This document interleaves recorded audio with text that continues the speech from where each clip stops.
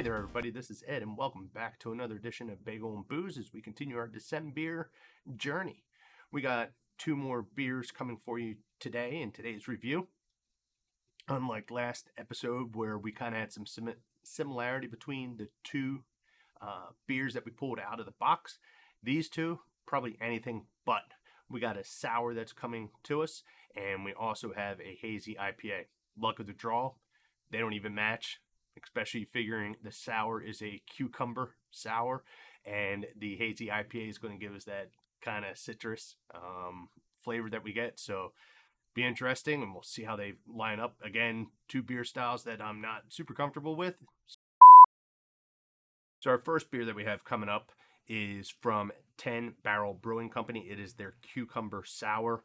Like I said, sours are not my thing, and I couldn't have gotten a nice kind of raspberry, normal kind of fruit sour. This, we got to go completely off on the edge, and we got a cucumber sour. Not a huge cucumber fan either. Do eat them, but I'm not a huge one, so this definitely should be an interesting take, and we'll see how it is.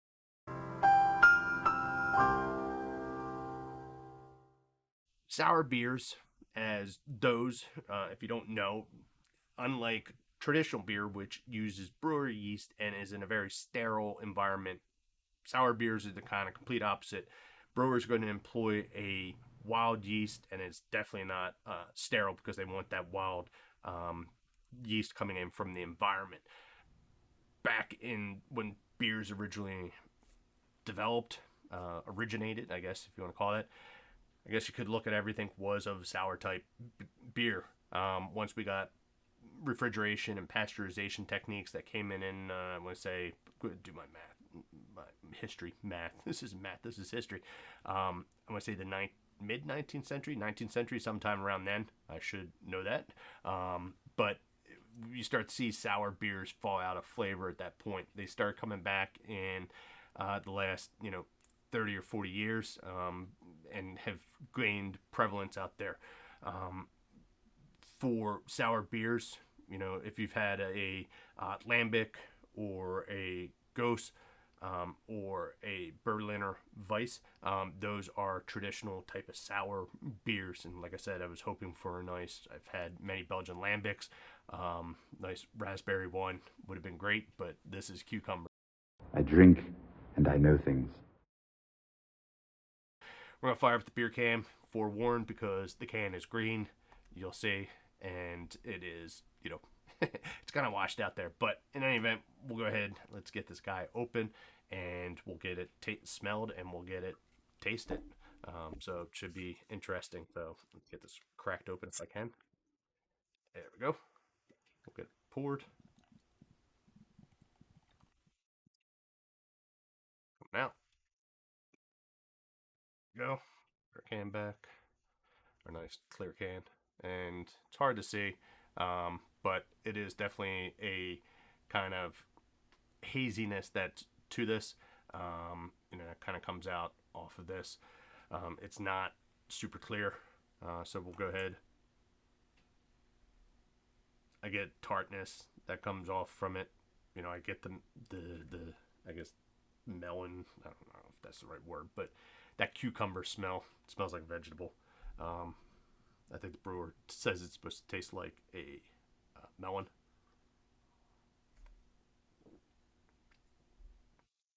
Oh, that's tart. Uh, like I said, sours are not my thing. Um, this one makes me pucker. I guess that's what sours are supposed to do. It's not a light sour.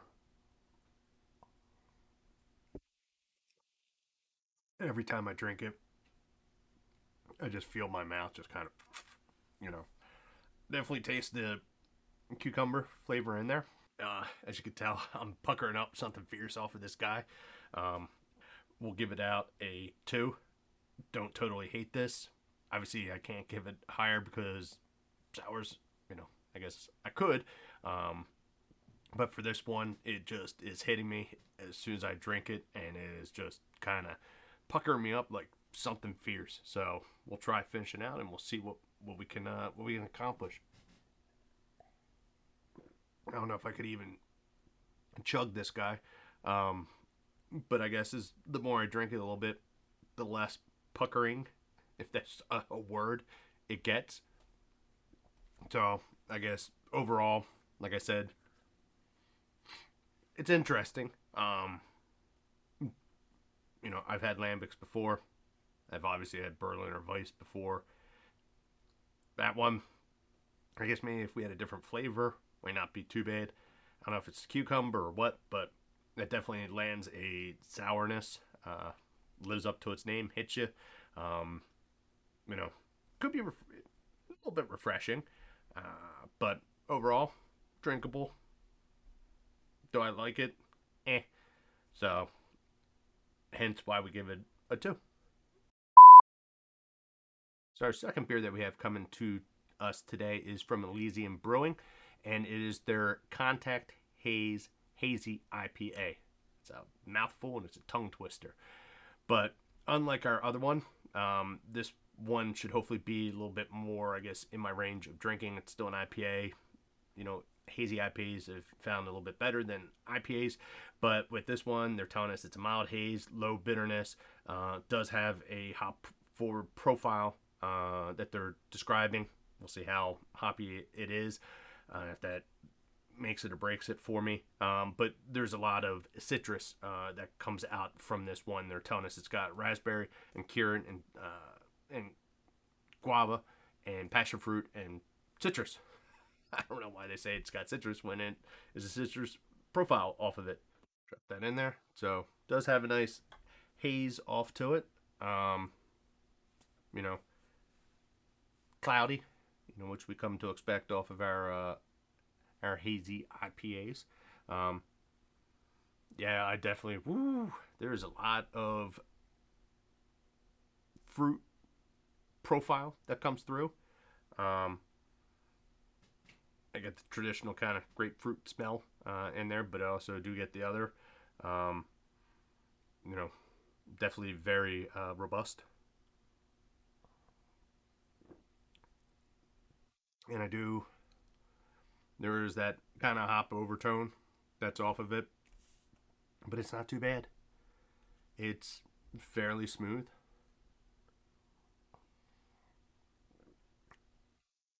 You know, the hop does overpower it just a bit, in my opinion. I don't get as much of the fruit coming forward as I would like, but overall, it's not too bad. It's decent.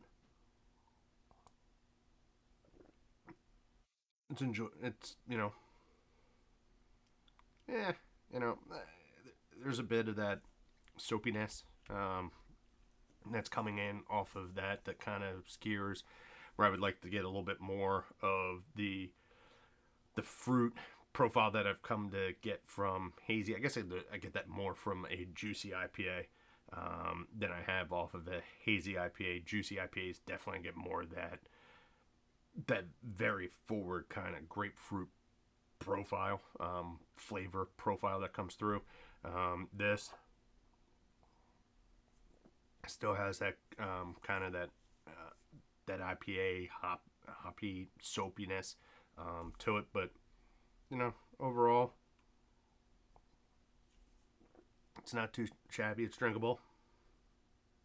It definitely more drinkable than the sour. I'm not buckering up off of this. I wouldn't expect to bucker up off of it, but so I guess in the grand scheme of things, we'll give it a 3. It's middle of the pack. Not hating it. Not not hating it. Not liking it. I guess whatever. So it falls right down in the middle for everything. So it's not bad. This one in comparison to the crush, like better. Um, out of our 2 that we have today, at least we got one that didn't miss too bad. The other one was more of a miss for me. So we'll go ahead. We'll finish up. Hang on. Finish up our beer. This is done. We're done. I'm done. And I thank you guys for tuning in. And we'll catch you around for another set of reviews.